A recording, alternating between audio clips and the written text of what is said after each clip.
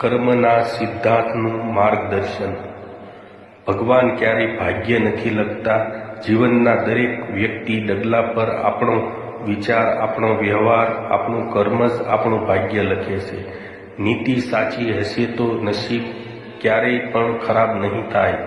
બીજો માણસ આપણામાં વિશ્વાસ મૂકે છે એ જ આપણા જીવનની સૌથી મોટી સફળતા છે. દુઃખ ભોગવનાર વ્યક્તિ આગળ જઈને કદાચ સુખી થઈ શકે છે, પરંતુ દુઃખ આપનાર વ્યક્તિ આગળ જઈને ક્યારેય સુખી થતો નથી. માણસાઈ દિલમાં હોય છે, હેસિયતમાં નહીં. ઉપરવાળો માત્ર કર્મો જ જુએ છે, વસિયત નહીં. તમે ગમે તેટલા શતરંજના મોટા ખેલાડી હો, પરંતુ સરળ વ્યક્તિ સાથે કરેલ કપટ તમારી બરબાદીના તમામ રસ્તા ખોલી નાખે છે. પ્રાણ ગયા પછી શરીર શમશાનમાં બળે છે, અને સંબંધોમાંથી પ્રેમ ગયા પછી માણસ મનોમન બળે છે.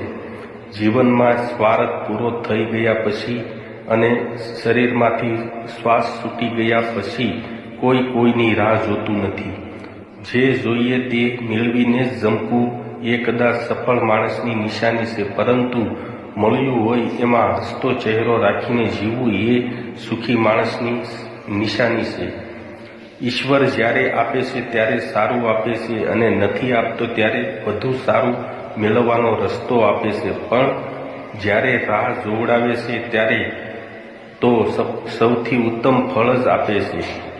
આ શરણ તો માત્ર મંદિર સુધી જ લઈ જઈ શકે, પણ આચરણ તો પરમાત્મા સુધી લઈ જઈ શકે.